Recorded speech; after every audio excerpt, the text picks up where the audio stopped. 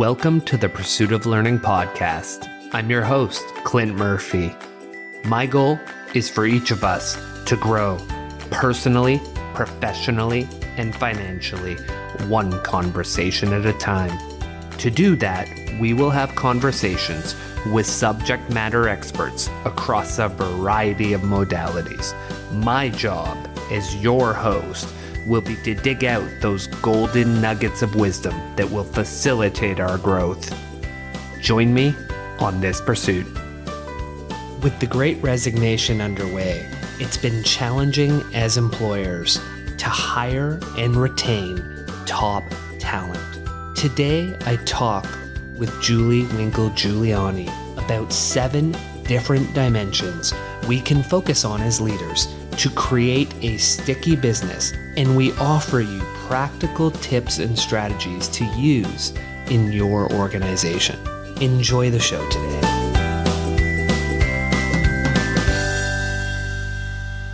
Good morning, Julie. Welcome to the Pursuit of Learning.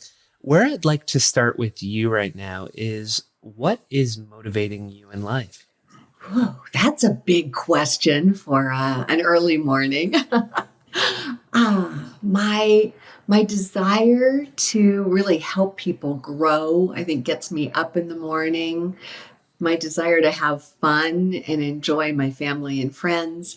And I have to say, one of the things that's really motivating me these days is the creativity that I'm seeing on the part of my clients who, so many organizations, so many leaders are really up against it right now.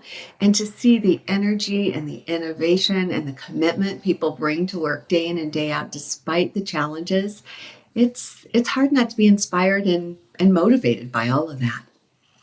And something you said in there is your clients are up against it and they're dealing with a lot of challenges. Is that part of what we're seeing with the Great Resignation? And what are you seeing in terms of causes of such it feels like massive shift in the employment, employee, employer landscape? And does that shift any of the thinking that you've been doing over the years, or should it be shifting some of the thinking we've been doing as employers? Absolutely, to all of it. Yeah, it does feel like a tectonic shift in terms of the relationship between employees and employers. I read recently, I think it was Mercer, that had framed it as, we went from the employer contract, where it was all about security and all of that, to now a lifestyle contract where employees are bringing much broader expectations to the workplace, and work needs to fit within our bigger lives. I think the last several years have caused a lot of us to do some pretty deep thinking, some soul searching as we confronted our mortality, had to reprioritize, really had that pause. And what I'm seeing is that employees are expecting their jobs to do more jobs for them. And so that raises the game on the part of the employer, on the part of the leader, to be able to meet a whole new set of expectations. And when it relates to that, to what extent do you feel that that's driven by the economy being on a great run for the last 12, 13 years? So it's been quite a while since the Great Recession. And if the economy is headed that way again, does that cause a shift in the pendulum back towards that, I just need a job, the economy's dead? Do we start to see a shift in the power dynamic between the employer and the employee? It'll be interesting to see. I wish I had a crystal ball and could have a really good prediction for you. It'll be interesting to see. If I were a betting woman, I would say the pendulum would not swing back as far as one might expect. I feel like from an employee population, in many industries at least, that the genie's a little bit out of the bottle here. People have come to expect, as baseline, certain things from employers today. And taking that away, clawing that back is going to be really challenging for organizations. And the other thing we have to consider is how many people have stepped away from the workplace altogether. So unless things get really bad, things really shift, we still may not have as many employees as employers would like to shift that dynamic. And so what we'll do now then is dive right into your book, Promotions Are So Yesterday, and start to tackle some of these things that you're seeing and talk about how we as leaders can retain our employees without necessarily following the traditional, we'll call it the traditional funnel model, where we try to move everybody up to the top of the pyramid. So the one of the issues we have that is it really can't accommodate everyone, right? So there's less managers, people are living longer, they're staying in their roles longer, and so there's less path for our young colleagues to get to where they want to go. And so, what are some of the downsides to that traditional funnel style for the colleagues and for the employees? Yeah, you really nailed it, Clint. We create a mathematical impossibility when we conflate development with promotions, because there can't be enough, just the hierarchical nature of organizations, there can't be enough promotions for everyone who wants to continue to grow.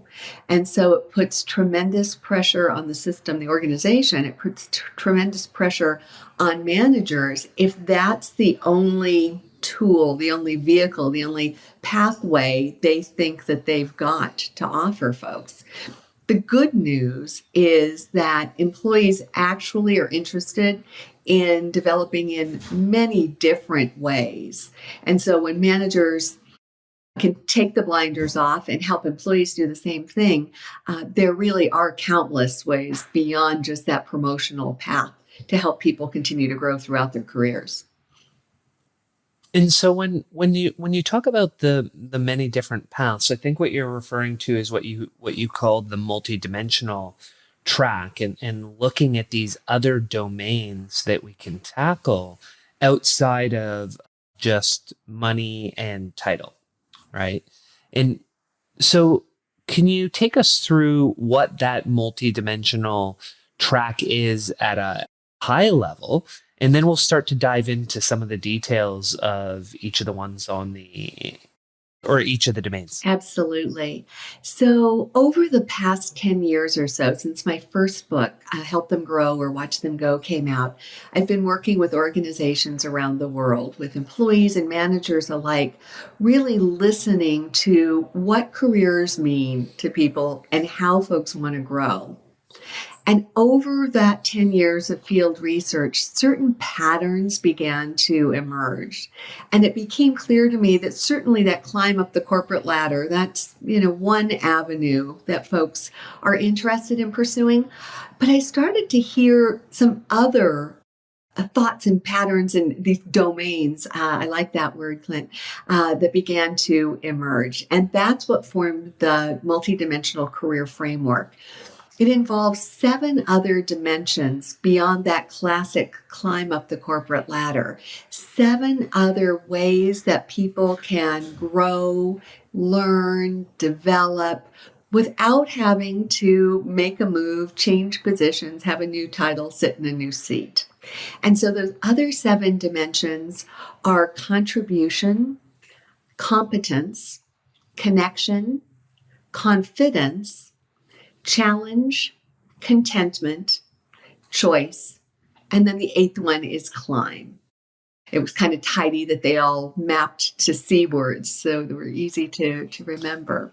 So we've got the climb and then these 7 other dimensions that give managers exponentially more ways to work with people, to partner with people toward growth. And really, if we want to be successful as leaders with people on our team, we do want to be tackling multiple, if not all of these areas if we can. Would that not make it a workplace where people don't want to leave, Julie? Yeah, I think for managers, having the capacity to flex and support each of these dimensions is really key. And employees are going to have different interests at different times during the trajectory that we call a career. I know for myself, my interests today are really different than they were a year ago, and likely are different than they're going to be next year.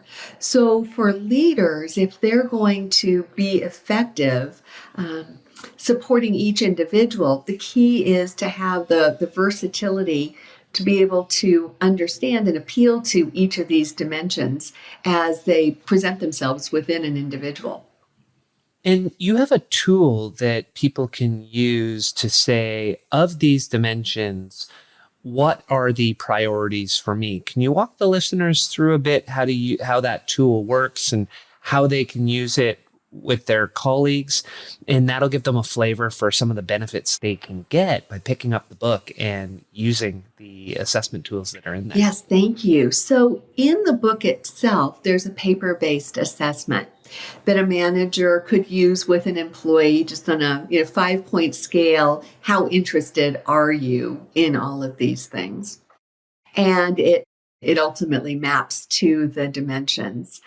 But we also have an online version of that. And it's been a really interesting experience. In the online version, we put statements together in groups of 4, and the user has to figure out which is most interesting to me, which is least interesting to me. And so this methodology forces a little bit more differentiation among the dimensions. But what's interesting, the feedback that we're getting is that just the act of going through this assessment is instructive for the user, for the employee. Because for many of us, we've just not thought about our careers in this way. We've been funneled through the up and out sort of way of thinking about career growth. And so when we start to, I liken it to a menu. It's sort of like promotions are all we had on the menu. So that's what everybody ordered up. Now we've got 7 other dimensions there. And suddenly it's like, ooh, that looks tasty, or that's delicious for me right now. So the assessment itself actually is kind of eye-opening for folks. But it renders a confidential email report that helps people understand among the dimensions, where are your greatest interests, where are your least interests right now, because it's a point in time, it's going to change. And some analysis on that, a deeper dive into the top interest.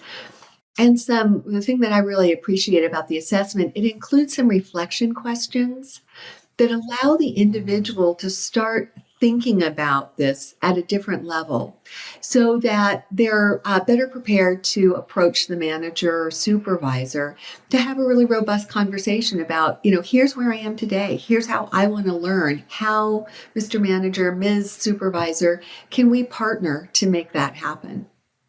And where can they find that tool so that we can get it into the show Thank you. notes? So we've got the paper-based one in the book itself, and then the digital assessment is on my website at juliewinklegiulioni.com, and there's a yellow button right at the top of the page that takes you to that. Great. We'll get that into the show notes. And so one of the things we as leaders need to do in order to get at the root and heart of what people want, you talk about having a commitment to curiosity and ongoing dialogue with the people on our team.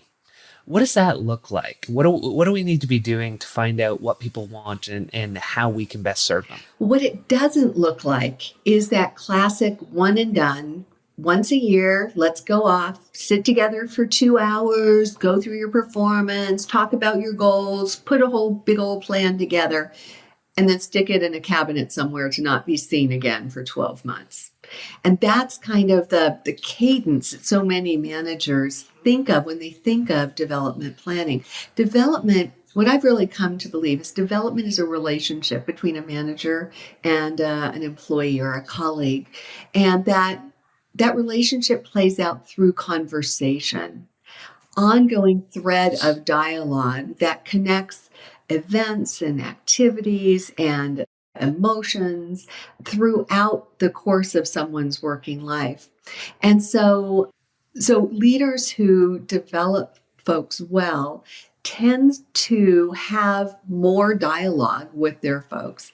They also tend to turn kind of mundane moments into opportunities for growth. So if I'm a curious leader, I will see in just normal, everyday, ordinary interactions opportunities to hit the pause button and shift the dialogue toward development. So, for instance, I've got a virtual assistant, and when she calls and gives me good news about a client being really happy about something, I, as an okay boss, it's a terrible boss, I'd say, well, yeah, that's why you get paid the big bucks. As an okay boss, I might say thank you. But if I wanted to be really developmental in my approach with her, what I would do is say thank you, obviously, for your good work. But what was it about that particular project that really made you go above and beyond? Which of your superpowers took this to the next level? What did you find especially interesting, or what did you learn from doing that? Who else on the team could benefit from it? Just a couple of questions in that moment. If I'm bringing intention and curiosity to the conversation, I can take what would have been just an atta boy, atta girl sort of moment and turn it into a moment where we can both think about who she is, what she's loving, how she's growing, and how she can take that to the next level. And so take as many moments as you can and turn them into learning experiences. Yeah, even when it comes to, like, if your colleague's asking you a question, okay, well, let's. And sometimes I know they get mad at you because they're like, "Nah, I get the learning experience, but every once in a while, I just need the answer to go back to my desk." But turning that question into a learning experience. Exactly. You're going to have these moments anyway. You're going to invest the time anyway. Why not just wring a little bit of development out of each of them?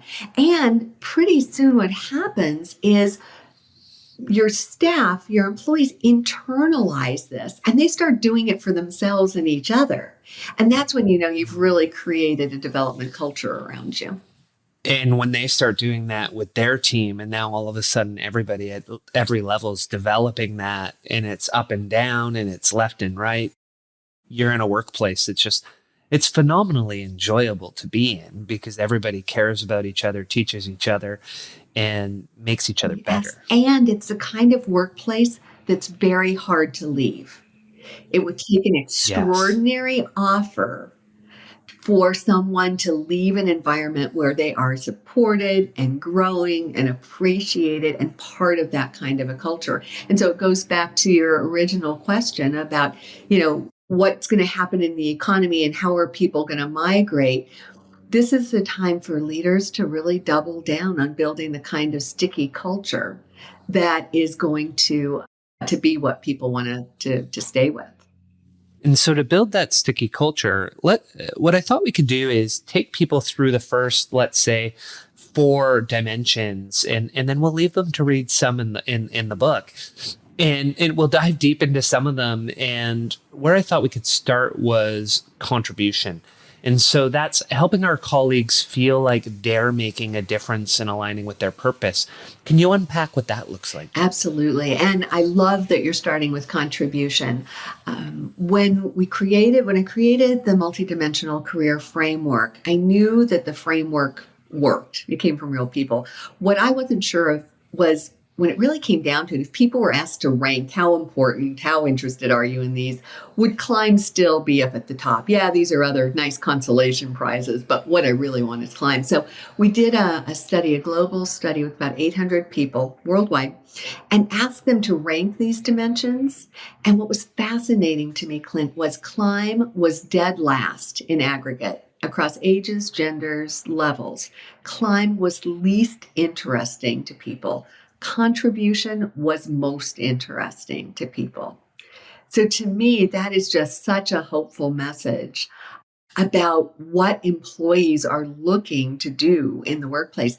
And it's a really helpful message for managers too, who have traditionally perhaps been a little reluctant to engage in career development conversations with folks because they think, oh gosh, everybody wants that promotion. I can't give it to them.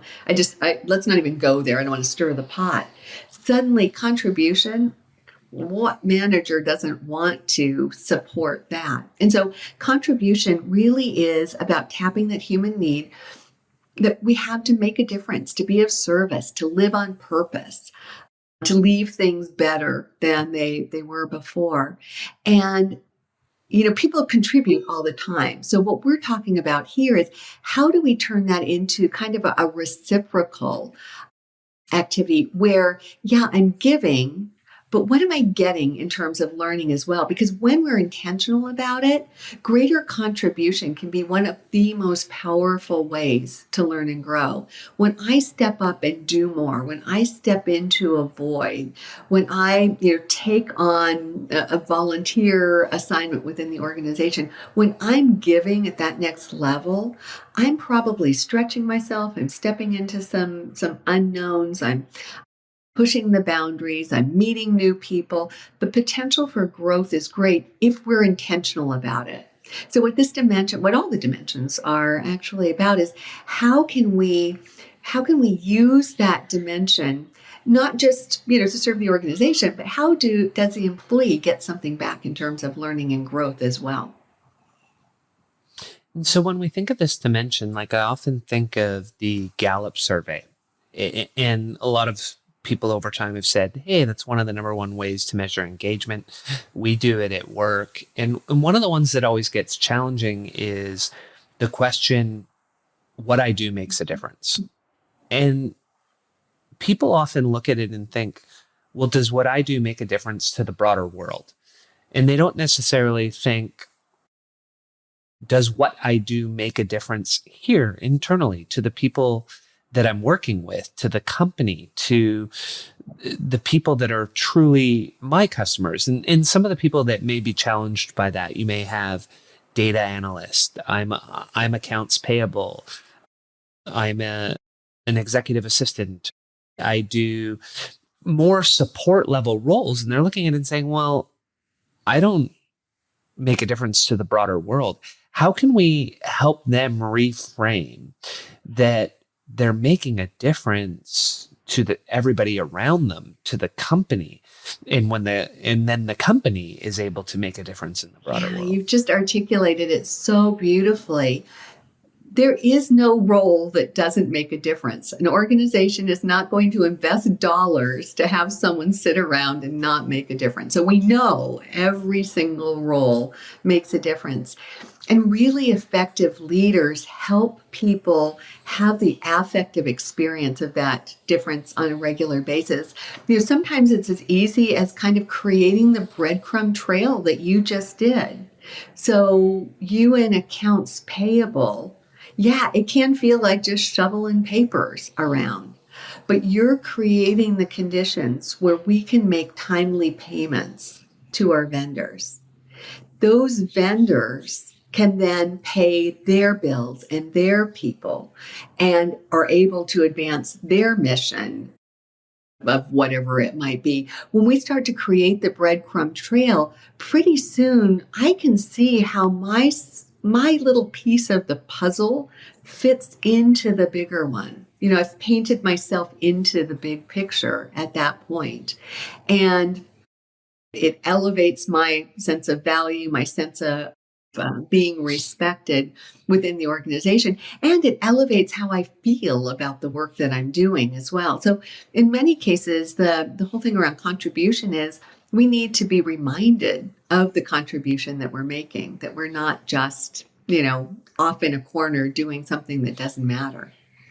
And I love your idea of giving them breadcrumbs so they can see the contribution they're making. What might be some questions you'd throw at them to help them start to see those breadcrumbs and start to see that trail to their contribution? Well, one that just immediately will hit them upside the head is, oh, that was a violent. That wasn't a good way to say it. One that will really capture their imagination is, what would happen if you went away? If you weren't here doing this, what would happen? And very quickly people can see it's not just a matter of stuff piling up on my desk. It's a matter of those bills not getting paid and vendors choosing not to do business with us and folks not being able to make their mortgages and buy the gas for their cars. It becomes very visceral very quickly. How can we as leaders or managers adopt what you refer to as a facilitator mindset to help people start to see this? Yeah, and that facilitative mindset really applies to all of the dimensions. I think it applies to development in general. We as leaders can't impose development on anyone. We really need to draw it out, engage, build the ownership, allow folks to bring their wisdom and ideas and creativity to the party. I mean, that's the only way we have any ownership in development to begin with. But when it comes to, for instance, this notion of contribution and helping people understand the value that they bring, it really does come down to posing questions and engineering the conditions where people can understand that connection more viscerally. So, one way I might facilitate this with my team is to bring in the voice of the customer. So at a regular team meeting, to have a customer come on in and sit with us and spend 5 or 10 minutes talking about their experience and how they use the product, how they've benefited from the service, how the work of the team radiates out through them. And something like that, and it can be done on a phone call. It doesn't have to be physical. It could be a short video. Voice of the customer can be a really, really powerful way to remind people of just how important what they're doing is. Let's take a flip and we'll go to the next dimension, competence. And so helping our colleagues build critical capabilities, skills, and expertise, what does that look like? Well, and I should say in our global research, that one in aggregate was number 2 in terms of interest. And what's really interesting is across the board, regardless of age, contribution and competence were number 1 and 2 in terms of interest. Competence was most interesting to the 20-somethings and the 30-somethings, with contribution as the backup. And then 40-somethings on, where contribution is number 1 with competence next. So across the spectrum of ages, across our whole continuum of what a career is, it's clear that being able to continue to build critical capabilities and skills and expertise is really important. And I'm sure, Clint, you've seen the research from the Institute for the Future of Work, where 85% of the jobs we'll be doing in 2030 haven't been invented yet. We know the last 3 years has certainly taught us how quickly things change. And employees really appreciate that. If we're not building our capacity, we can't be as effective today, but we also can't anticipate, look around the corner, be ready for what's going to come tomorrow. And so competence is probably one of the most obvious of the dimensions. How can leaders support employees in identifying those high impact skills and abilities, the ones that are going to have the greatest influence on future success? And then how do we build those within the context of an already really busy day and full life? Oh, you nailed it. So there's 2 things I'd love to dive into with you right there. And the first one is, you talked about the fact that the world is just constantly changing. Most of the jobs we have are probably going to be automated away in the next 10 to 20 years, and we'll have to learn new jobs. And for me personally, learning is my number 1 value and strength. And it's why I've named the podcast The Pursuit of Learning. And so your concept that you talk about of learnership is something that I really want to dive into with you and understand how I, as a leader in the workplace, can facilitate it. And then the second part is where you ended, which is we're already so busy. We already have long work days and deliverables and priorities, hopefully. So where do we find the time to do all of this? So what is learnership? How can we facilitate it? And then how can we facilitate it in a way that supports an already busy work life? All right. So let's start with learnership then. It's a term that I coined that really speaks to me, at least, of the fundamental skill set that we need to bring going forward. You can talk about selling skills and influence and creativity and innovation, all of that. But at the end of the day, at our core, if we haven't developed the capacity for ongoing learning and development, none of the rest of it matters. And so I work a lot with leaders, helping them cultivate the conditions that support learnership, that help people bring curiosity to the workplace, that help people bring greater intentionality to everything that they do. Because the truth is, with attention and intention, literally everything that we do in the workplace can be fodder for growth and development. How do we look at our work and our contributions in a way that allow us to continually, kind of raise our game and improve our performance?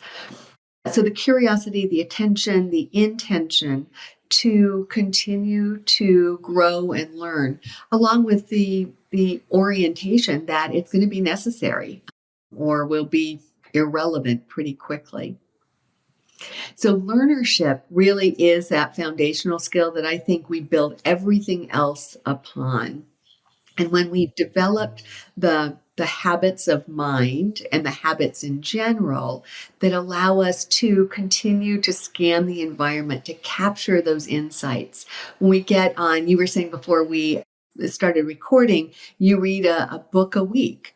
The cadence of the reading, the cadence of the listening to the podcasts, to extract the learning and have that kind of a developmental discipline in our lives. Once we do that, then the other stuff can be layered on quite easily. So that's the learnership piece of it. The time piece of it. Oh man, we are such a time-starved generation, aren't we? Yeah, I mean, it truly is our finite resource. I've talked about this with a lot of friends, and I guess I've said it a few times on the podcast. When you get right down to it, almost everything else we have an abundance of. There's an ability to create money. We can create it. Wealth, we can create it. Time, we only have so many days on this planet, and we only have so many hours in each of those days. Yes. And I find myself wondering if the last couple of years hasn't highlighted that for a lot of us, as we had to face 100%. our mortality. I think we got clear. It's not forever here. But the other thing about particularly the shutdown time, that was a pause that we all shared. And it was a fascinating, I think, reset for a lot of folks because we hadn't taken the time to take a breath, even given the scariness of the world around us. You had a moment when you had permission to step back, to spend a little more time with your family, to make a special meal. I mean, time, it sounds so cliche, but it kind of stood still for a moment. And I know for myself, I got in touch with how important that was for me. And of course, like everyone, I made the commitment I wasn't going to get back on the, treadmill and have a crazy schedule again. And I have not kept that commitment. But in the back of my mind, my relationship with time and the importance I'm placing on it is different despite the busyness. So I think, so it's a long-winded, prelude to, I think in the workplace as individuals, we're bringing a different relationship with time to our work. And if it's not worth our time, it creates some internal dissonance. We may do it, but we're not going to be happy about it. Whereas we might not have had those same feelings 3 years ago. So the time piece of it, you're right, it's finite. We can't invent or create any more time to get things done. And so the key here, if we want to learn and grow, is to blend that learning and growth with the activities that we're already doing. So it's not a matter of adding additional stuff, but infusing development into the stuff that's already going on. So it's about making the work the development and the development the work. When I work with organizations, I'll go in and I'll take a look at the individual development plans just to kind of get a sense of the vibe of how development operates there. And so frequently those IDPs, they read like course catalogs because traditionally that's what managers thought the tool was. Send people to training, send them to a workshop, the symposium, the conference. It's all those activities, which are great. And don't get me wrong. I mean, I do this for a living, so training is good.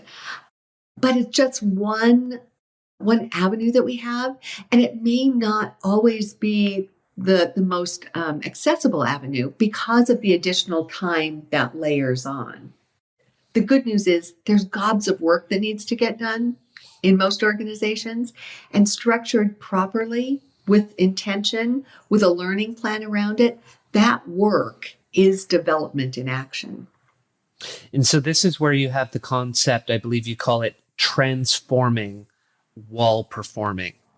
Yes, the idea that within the workflow, within the act of accomplishing, contributing, creating those deliverables, if we're intentional about it, if we go into that task with the intention to learn something, to make new connections, to develop a new skill, we can, in the same time we're getting the work done, we can get the development done.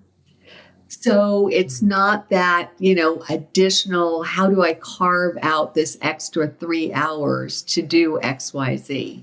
It's how do I get this job done and look at that process a little bit differently. So I am wringing the growth out of it. And that takes a certain discipline in terms of reflection as well. We need to, and that's part of the whole learnership deal. We need to help people learn how to step back, pause, think about what did I learn from that? How can I capture that and then build that into my operating system and build new skills upon it? And so if you had to say, if you had to peg a percentage, what percentage of the learning is the actual job?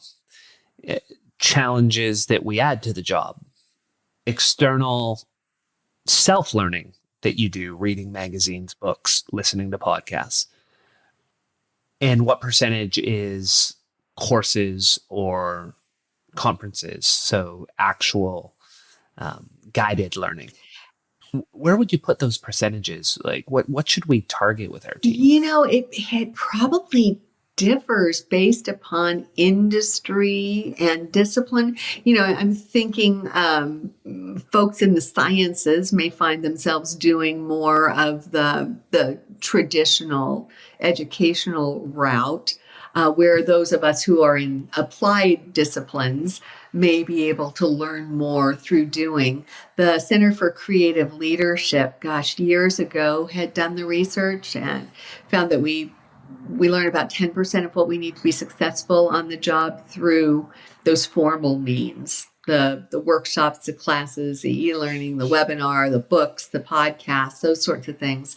About 20% through exposure, learning with and through others.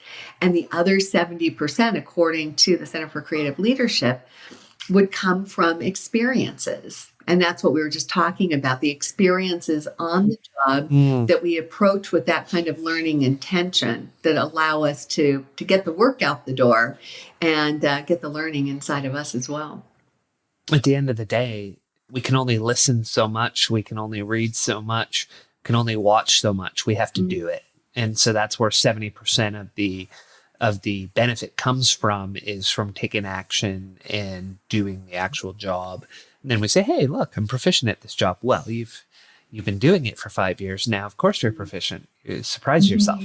Yes, well said. Experience, they do say is the best teacher. It's also the most time effective and cost effective teacher that leaders and managers have to use with their folks. I love it. And so I'm going to flip over to connection. And when we think about connection, we think about cultivating our relationships in the office and then also deeper network relationships that are outside the office in our industry and even broader. And what I loved that you wrote was, according to the research done by Edward Dechy and Richard Ryan, connection is one of 3 psychological needs that we possess inherently. And so what does that look like, Julie? And why is it so important to us, not only in work, but in life? And then we'll dive into how we can help our colleagues foster connection. Yeah, so, human beings, we're wired to connect with each other. And the last couple of years, again, they've really underscored that, haven't they? I think we took for granted so much of the connection that we enjoyed. And I think about how much I complained about getting on an airplane and, flying to go see a client. And now, oh my gosh, there's just nothing more joyful than getting to be in real life with people. There's just something very soul nourishing for most of us around connecting with one another. And DC and Ryan had done that research into self-determination theory. And they found that the 3 psychological needs that we bring to the workplace are the need for competence, the need for control or autonomy, and the need for connection. And so connection really is about cultivating, that natural desire that we have to cultivate relationships, networks, communities, but to do that in an intentional way. And keep using that word, but that's what we're really talking about here, an intentional way that builds learning, because the capacity for us to learn with and through others is tremendous. I think about some of the most important skills that I bring to bear on a daily basis. I didn't read them in a book. I learned them by watching, by working shoulder to shoulder with someone. And so cultivating the opportunities to be able to intentionally learn with and through others can be really, really powerful, as well as soul nourishing in the process.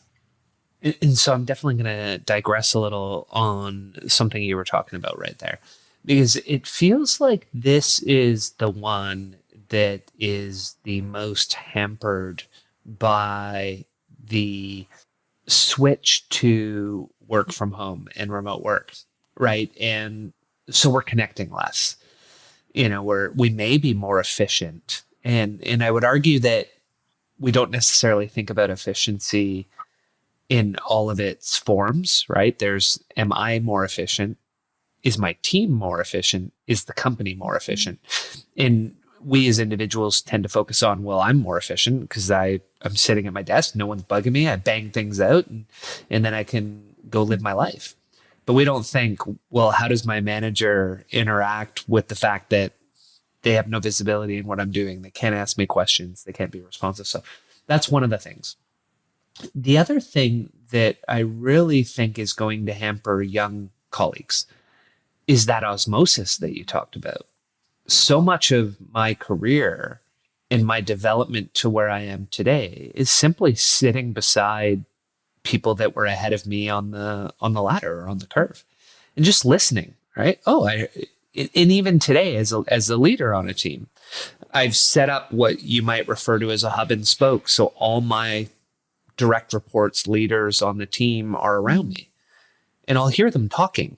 And every once in a while, I just am able to chime in and say, whoa, that's not right. Right. I heard you say this, you said that, like, let's all huddle up here because you guys are going down the wrong path. That's not actually how it works. And so how do we have that osmosis in that connection, in that learning through seeing when we're not in the workplace? I think that's the great experiment right now, isn't it?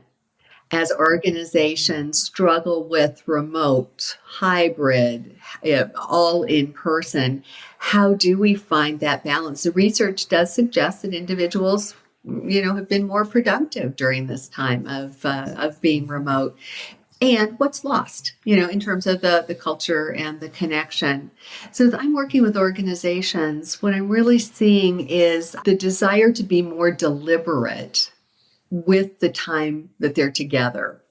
And so we probably, I want to say wasted, but that's probably not the right word.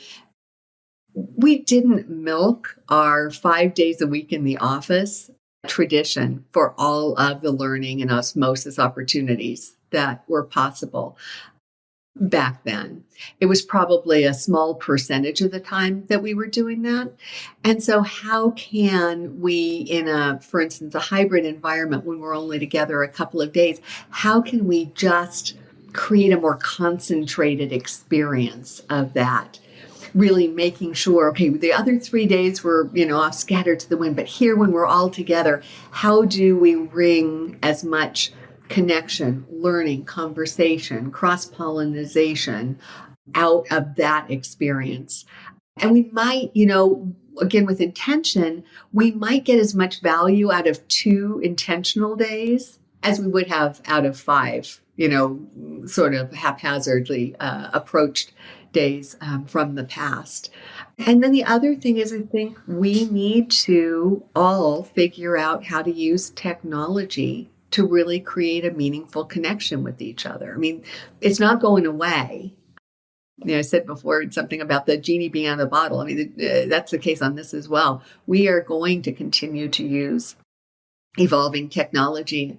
And the folks who are going to be most effective at that are the ones who are going to crack the code on softening blurring that screen to create more of a human experience. And so that's, small things like really, like right now I'm looking at you I'm not looking at you, I'm looking at the camera, but hopefully it feels like I'm looking at you. And taking time to check in on people, how they're really doing and what's going on in their lives beyond it. There are ways that we can buffer the inhumanity of the technology, and I think bring more humanity to it. And something I thought that would be valuable for the listeners is, and for our young colleagues, because when you talk about that intentionality, and I love that word, and I love how often we've used it in this conversation, because so much of life is living with intention. I just had my mindfulness mentor group meeting last night, and we talked a lot about intention and equanimity, but the intention of every decision we make in moving from reaction to response. And so it's perfect timing to be using it. But if people want to bring intention to relationship buildings, one of the tools that you talked about was the art of relationship building, and art being an acronym for how we can build relationships well.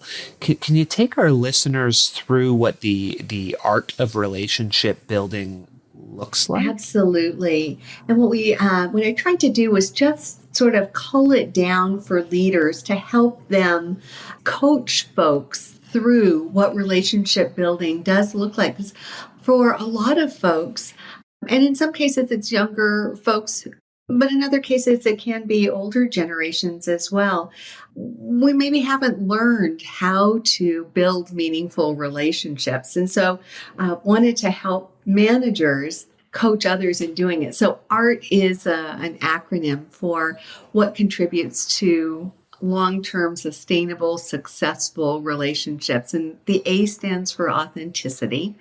It's through transparency and authenticity and vulnerability that we really can connect on a human level with one another. And that can happen even through technology. That doesn't have to be an in-person experience. Long-term successful relationships are reciprocal. So the R is for reciprocity. So frequently when we think about networking, I don't know, it kind of gives me the heebie-jeebies. because it feels like this one way trying to get something from someone sort of thing. And a one-way relationship is a very short-term relationship for sure. Long-term relationships, when I think about the ones that I really cherish, there's a give and take over time, an ebb and flow, a back and forth. It's a reciprocal sort of experience.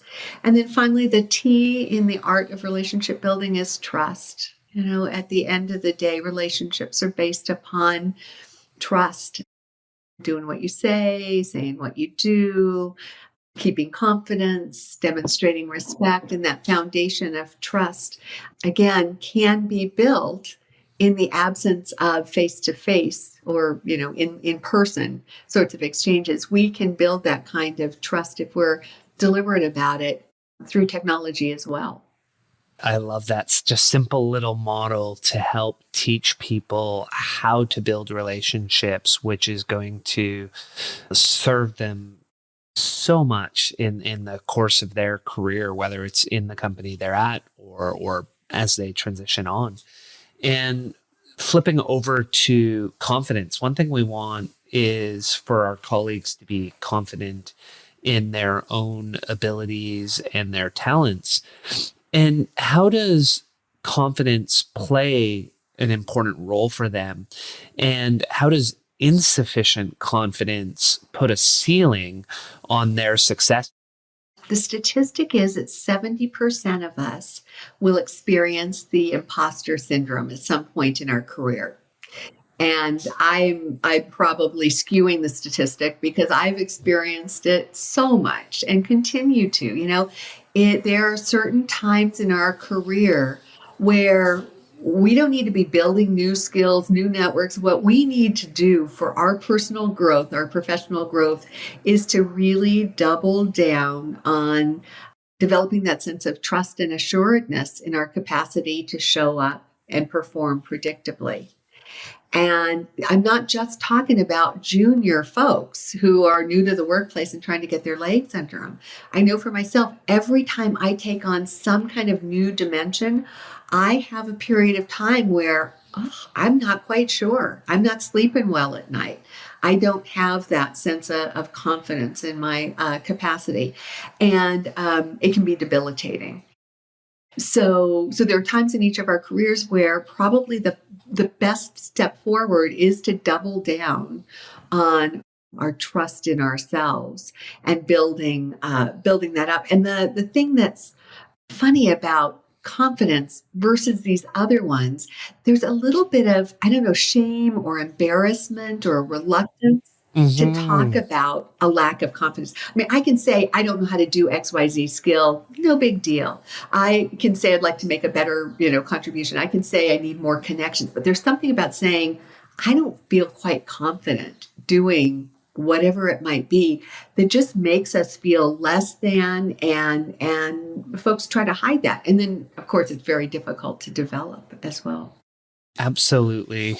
You aren't alone. I've been doing finance and accounting for 20 plus years and leading teams for, must be 16 years now, 17 years. And I still wonder, why do these people work for me? And am I really the CFO? Like, how did I convince people to give me this role? Like, they are crazy. And so, yeah. And, then you start to think about it and they teach you to say, well, wait a second. Do you respect the people around you? Do you value them? Do you value their opinion? Are they good at what they do? And if the answer is yes, well, you probably haven't fooled them. You probably are where you are for a reason. And so you're absolutely right. Like, no matter what level we have that. And I thought three things that you talk about here are really worth diving into a little. And one of them you just hit on with the shame that reminded me of it was swapping out that shame for safety, and then honing what's known and directing our colleagues to their discomfort zones. I thought maybe if we started with swapping out shame for safety. So how do we get them to realize that there's no shame in the feelings that they're having, and it's a safe place to express them. Well, Amy Edmondson has done such a wonderful job of educating us all about psychological safety, such an important concept. How do we as leaders create the kind of safe space that folks need to be able to flourish and thrive? And so there's a bit of that operating in this. How do we as leaders make it okay and feel a lot less risky for someone to admit that, ooh, my confidence is really lagging. I need a little help with this. And so in many cases, it's as simple as, back to the idea of relationship building around authenticity, being vulnerable, telling your own stories, sharing, the times when you felt a little shaky yourself as a leader and the steps that you needed to take. Just opening up the opportunity for that kind of dialogue and demonstrating your commitment to being there and supporting the individual can help to make it less of a stigma, I guess, to say, I need some help with my confidence. And then it comes down to, it's interesting as I talk with leaders about how to help people develop greater confidence and develop through a greater confidence.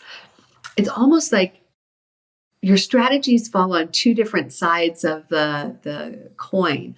On the one side, you can help them really get in touch with how good they are at what they're doing. Just have that really affective experience by honing what's known, taking what you're good at and doing it some more, really doing it with an eye toward the detail, really getting clear on, I'm great at that.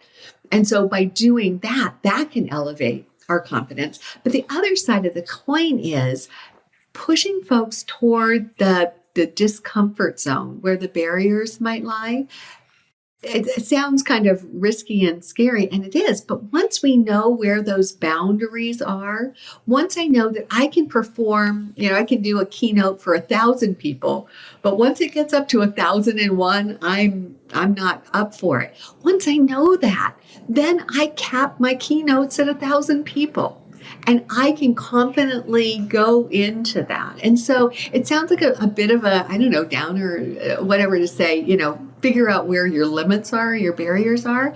But it's within those barriers and limits that you can really nail it and be a rock star.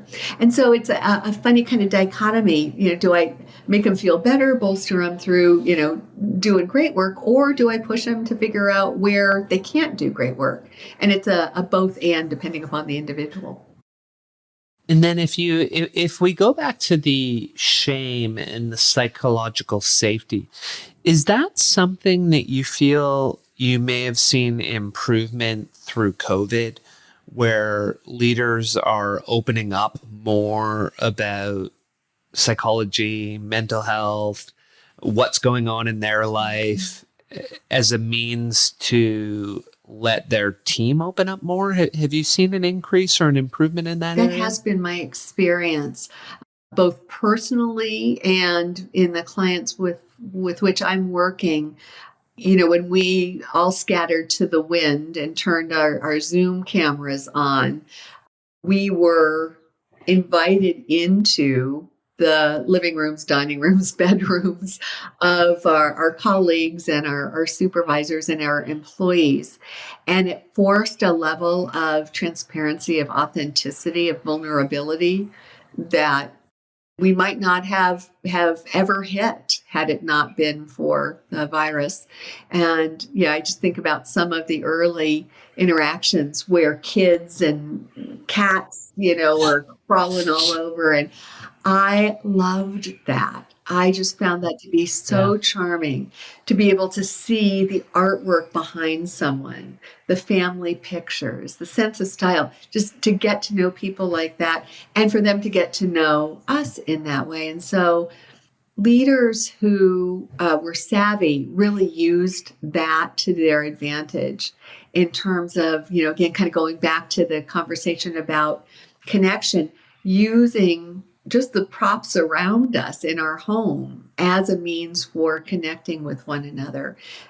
So that was a long answer to yes, my experience has been we've become more authentic with one another. We can't fake it the way we used to in many cases. And that gives employees the permission to be authentic with us as well. One of the things that really jumped out for me, and you probably, given what you do, have seen this as well, is with the isolation that we had for some of us during COVID, depending on where we live and what the rules were, it amplified mental health challenges. So if someone had dealt with slight anxiety, all of a sudden they had anxiety. If they were already depressed, it ramped up. And so it felt like unless you were willing to, as a leader, to open up and talk about your own situation, colleagues wouldn't have that. They wouldn't feel like they had the permission to talk about their own situation and to be open with you. And once you open that door to say, hey, here's what's happening for me, they were able to say, thanks, here's what's happening for me. And you can have that true, authentic dialogue about what's happening in everyone's lives. Yeah. And so many leaders whose meetings I listened in on, they began many of their meetings early on with really human check-ins. Sick. Mhm. How are they doing? The whole mental health thing as well. And we know mental health in the workplace is a huge issue that organizations are gratefully grappling with. And I think it's in part because of the transparency, because of the open dialogue, that we're able to understand the magnitude of the challenge and help people better as a result. Yeah, I love that. And so I thought that the last thing I'd tackle with you is to save some for people to go read is challenge, because it's, one of my favorite things to do with people on my team. And so in this dimension, we want to help our team step up, step out, and step into situations that allow them to stretch beyond what's known and explore new, different, and difficult experiences. Do you want to take us through what that one looks like and how we can really help them get to that next level? Yeah, leaders and managers typically find this one to be the strategy that they've been using most over the years. And that the challenge is that employees have a very well-honed BS meter. They recognize more work masquerading as a developmental challenge a mile away. And that's where the disconnect has been for many managers. More work does not equal development. And so for a challenge to really deliver on the growth that people are looking for, it needs to first be aligned with their growth goals. So we need to understand what people are looking to grow, how they want to develop, what skills, abilities, networks do they want to tap into, what are they trying to achieve. And it's not until we have a clear understanding of that we can find the right challenge that matches up with it. So that's the first thing, is really being clear about goals and intentions for growth so that we can find the right match. And then it's a matter of figuring out what's the right stretch when it comes to this challenge. I know for myself, I've been put in situations, and I know that the challenges are where I thrive. That's where my growth is really amplified. But there have been times when I've been stretched beyond what was healthy for me, and the learning was compromised because of that. There are other times where I haven't been stretched enough. And then it's just ho-hum, it's boring, and I'm not learning from that either. Yes, so as a leader, how do you find that sweet spot that's sufficiently stretchy so the growth is happening, but not so much so that it overwhelms and burns the individual out?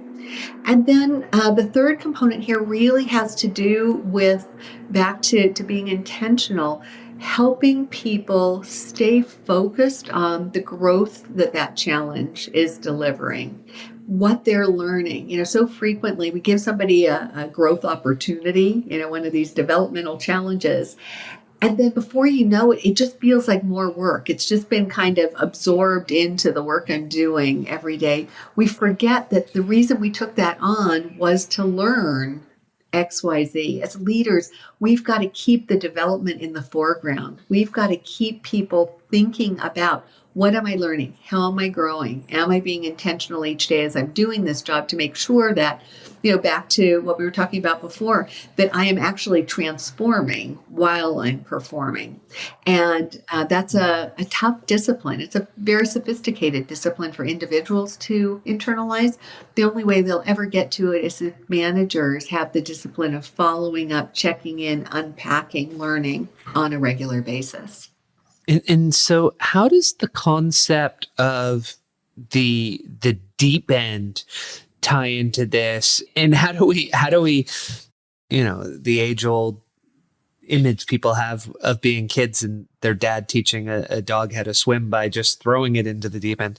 And I did have that happen. So I know that image well. So how does tossing our team into the deep end tie into that?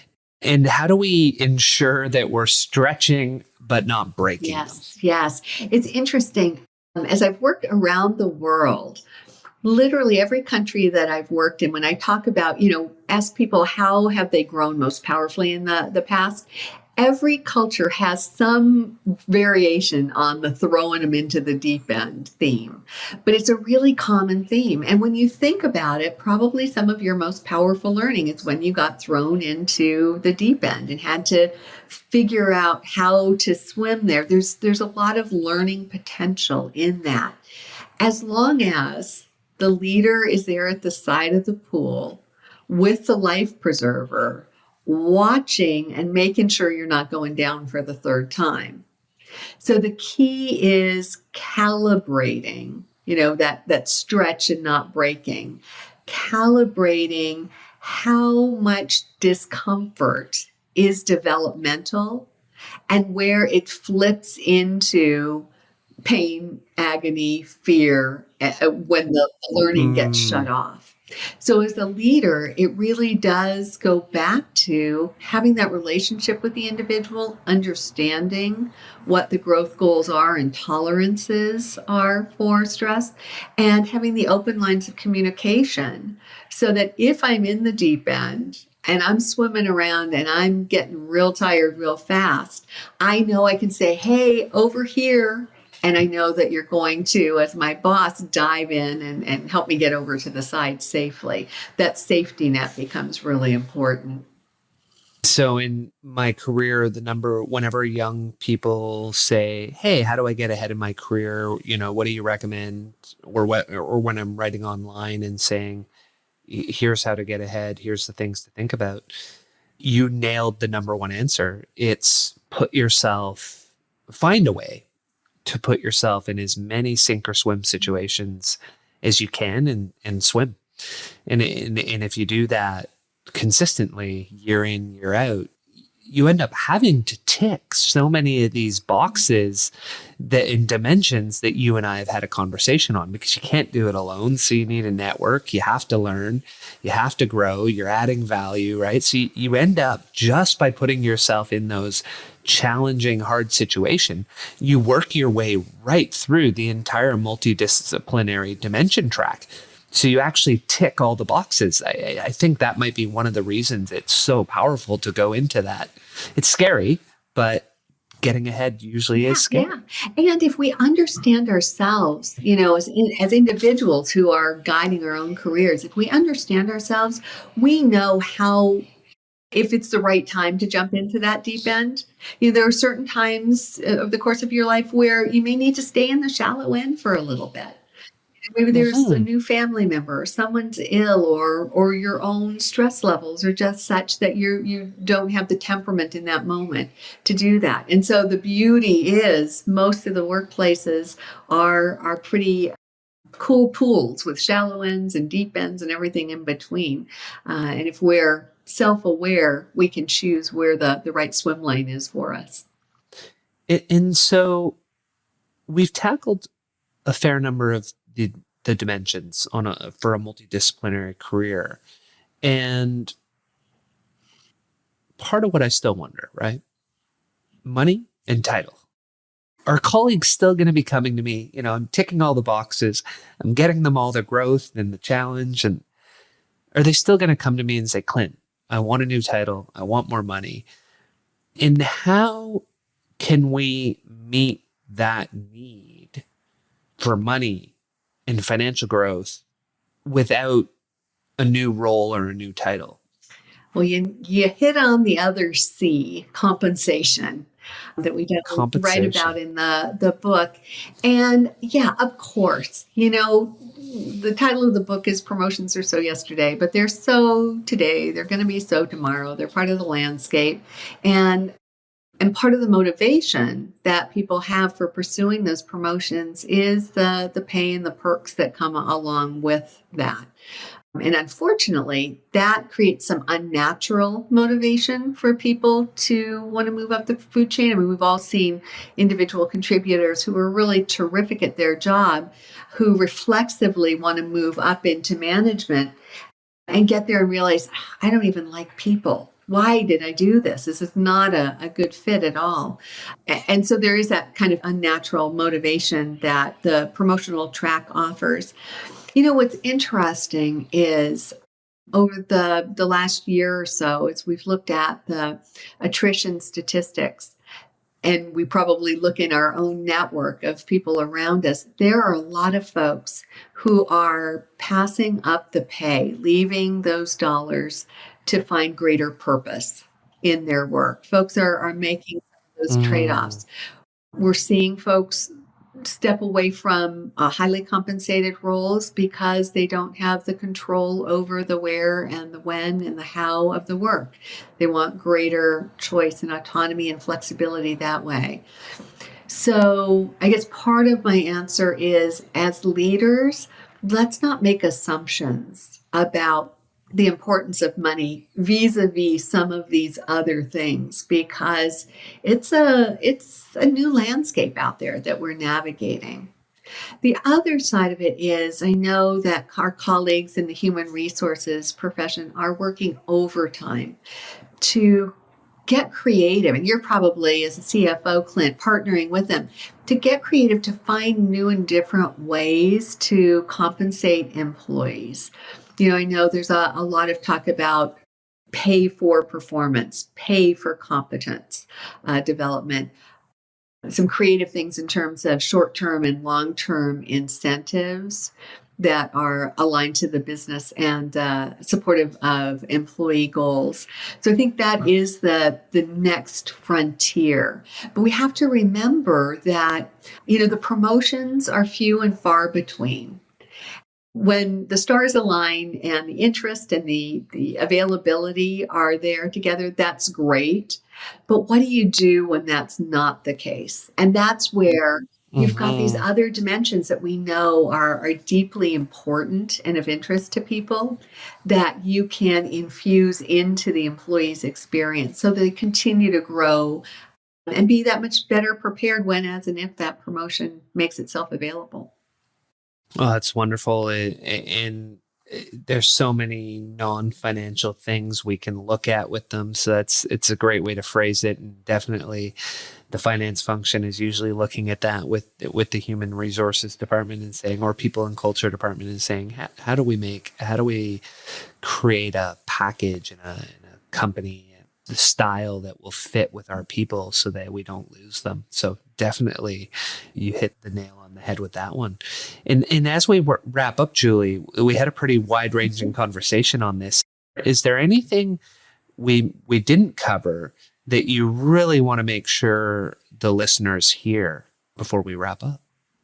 Wow, we really did cover the waterfront. No, so I think maybe all I want to say is we are at a unique moment right now, and leaders, managers who are ready to embrace a new workplace, embrace the new expectations, expanded expectations that employees have, are in a wonderful position to make a truly remarkable difference in the lives of the people who report to them and in the organization, and of course for themselves. Most of us get into leadership because we want to make a difference to people around us, and development is probably the most powerful difference that we can make. Thank you, Julie. And where can our listeners find you? I am online at juliewinklegiulioni.com. Excellent. We'll have that in the show notes so they can find you. Thank you for joining me on The Pursuit of Learning today. Thank you, Clint. Thank you for joining us on The Pursuit of Learning. Make sure to hit the subscribe button and head over to our website, thepursuitoflearning.com, where you will find our show notes, transcripts, and more. If you like what you see, sign up for our mailing list. Until next time, your host in learning, Clint Murphy.